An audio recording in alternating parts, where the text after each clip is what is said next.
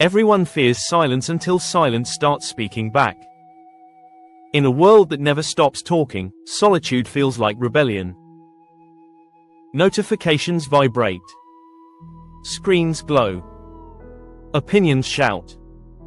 And yet, beneath all that noise, there is a quiet truth most people never face. The most important conversations happen when no one else is around.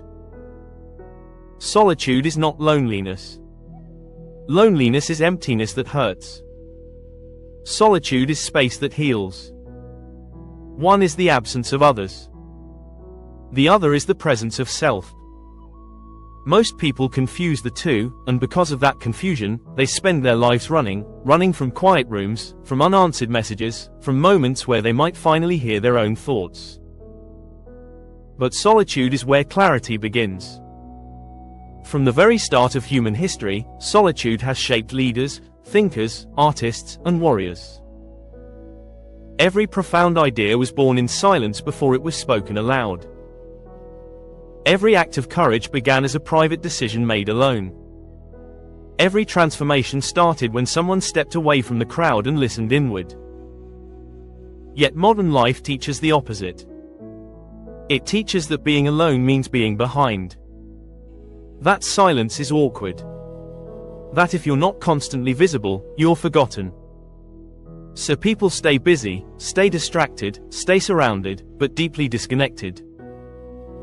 Solitude strips away the performance. When you're alone, there is no audience to impress.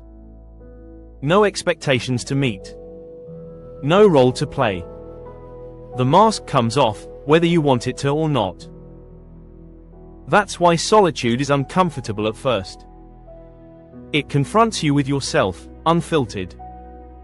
Your doubts surface. Your regrets speak louder.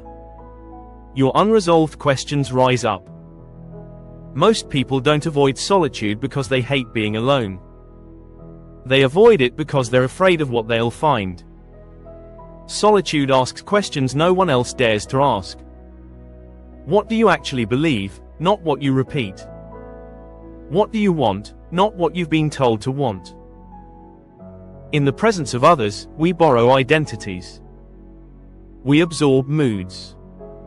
We adapt opinions. Alone, those borrowed pieces fall apart. And what remains is raw, honest, and often unfamiliar. That unfamiliarity is not weakness.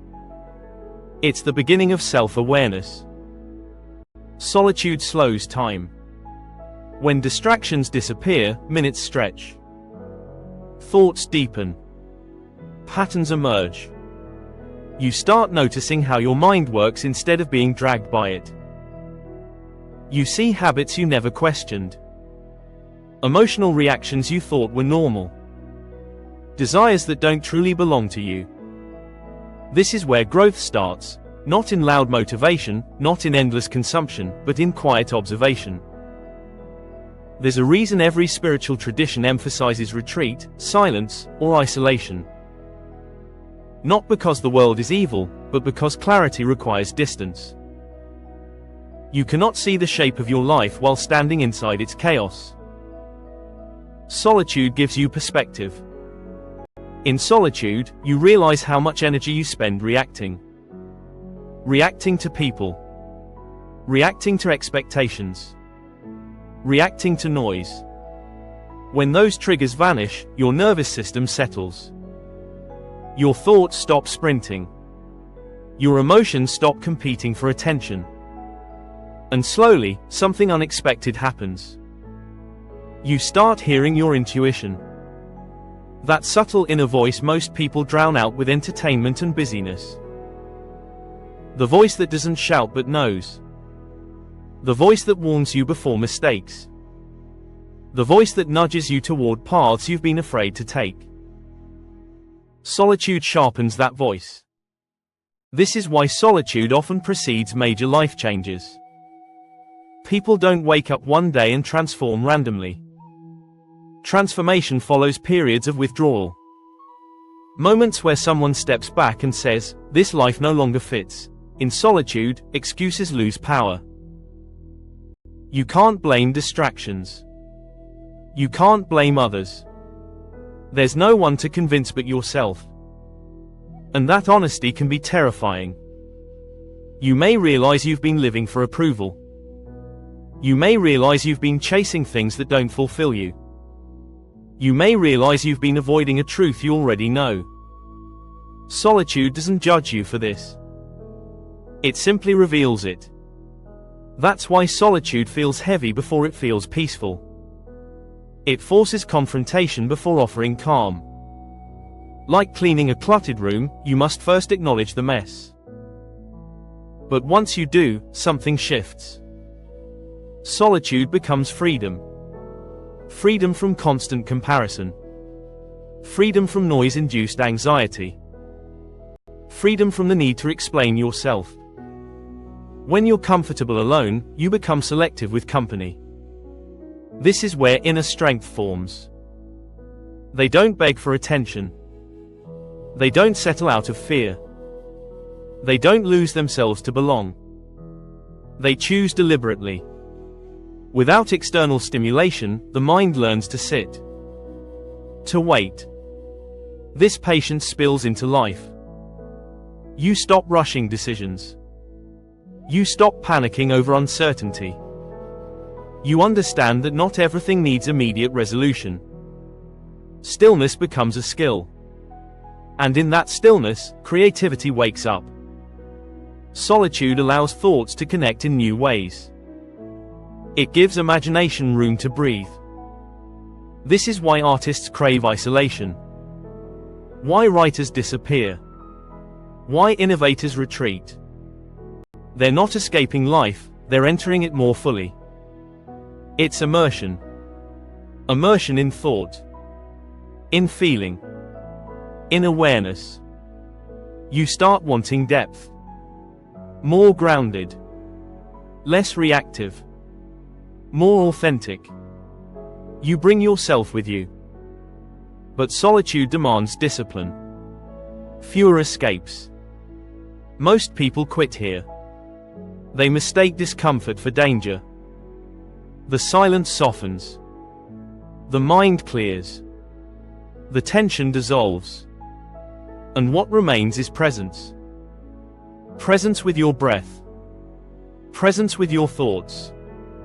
Presence with your existence.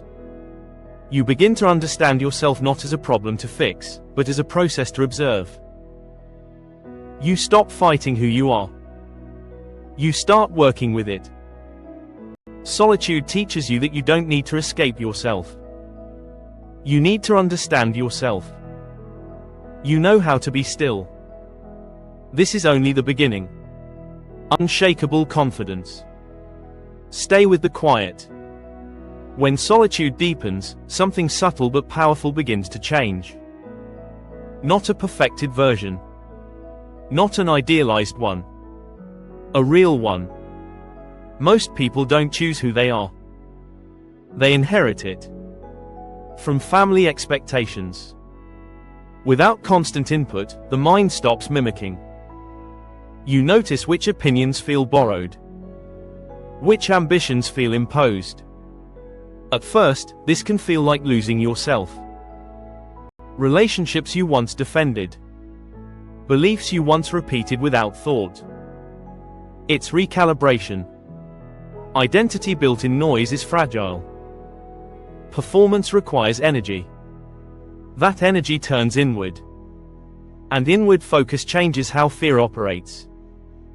Other people's opinions. Hypothetical judgments. Future scenarios that never happen. Solitude removes the audience fear feeds on. Alone, fear has nowhere to hide. In silence, you see fear for what it actually is, a pattern of thoughts, not a prophecy. This is why solitude builds courage quietly. Not through hype or motivation, but through repeated exposure to stillness. Each time you sit alone and don't run, you prove to yourself that discomfort is survivable. Not loud confidence. Grounded confidence. As fear loosens, self-trust strengthens. You begin to rely less on external validation. Decisions become internal conversations instead of public debates. You move from, "What will they think?" to, "What do I know?" being misunderstood. You realize how much of your stress came from artificial deadlines and imagined pressure. In solitude, time becomes spacious. This spaciousness allows deeper thinking, better judgment, and emotional regulation. You respond instead of react. This is where wisdom begins to form. The ability to see clearly without distortion. Solitude sharpens discernment by reducing interference. You notice patterns in your behavior, triggers in your environment. And with awareness comes choice. Choice to pause instead of lash out. Choice to walk away instead of prove a point. Choice to rest instead of push past your limits. These small choices compound into a radically different life. Solitude also changes how you experience pain. Pain shared with noise becomes amplified. Pain processed in solitude becomes integrated. When you sit with discomfort instead of escaping it, emotions complete their natural cycle. They inform you instead of haunting you. You learn the difference between suppressing pain and holding it. Solitude doesn't numb pain. It metabolizes it. This is why people often avoid solitude after loss or failure. Silence brings memories forward. But those memories are not enemies. They are unfinished experiences seeking resolution. When you allow them space, they soften. Strength grows here, not the kind that hardens, but the kind that stabilizes. You become less brittle, less reactive, more resilient. Life still hurts, but it doesn't knock you off center as easily. Solitude also dissolves false urgency around relationships. You stop clinging. You stop forcing connection. You stop confusing intensity with intimacy. Time alone teaches you that connection should add, not fill. From this place, you choose relationships differently. You value presence over proximity, depth over frequency, honesty over harmony. You stop fearing abandonment because you're no longer abandoning yourself. This inner alignment is what makes solitude transformative. Not isolation. Not withdrawal. Alignment. When your inner world is ordered, the outer world feels less chaotic. You no longer need constant reassurance because you've developed internal reference points. Your values become clear. Your boundaries become firm. Your direction becomes intuitive. And something else happens. You become comfortable not knowing. Solitude teaches humility. It reminds you that certainty is often an illusion. That growth requires openness. That mystery isn't a threat. When you're no longer rushing to label or conclude, you allow life to unfold more naturally. This openness invites insight. Insights don't arrive on command. They emerge when the mind is relaxed but attentive. Solitude creates that condition. It's not passive. It's receptive. You're no longer trying to control every outcome. You're listening. And in that listening, you hear what matters. What drains you? What energizes you? What's worth pursuing? What's time to release? These realizations don't shout. They settle. By the time you re-enter the world, you're different, not visibly, but fundamentally. You move with less friction, less resistance, less need to prove. Your silence carries weight. People sense it. Not because you're withdrawn, but because you're centered. You speak less, but when you do, it's intentional. You engage more selectively. You protect your energy without guilt. This is the quiet confidence solitude builds. In the next part, we'll explore how solitude sharpens discipline, fuels purpose, and turns inner clarity into meaningful action. Because solitude isn't the destination. It's the foundation.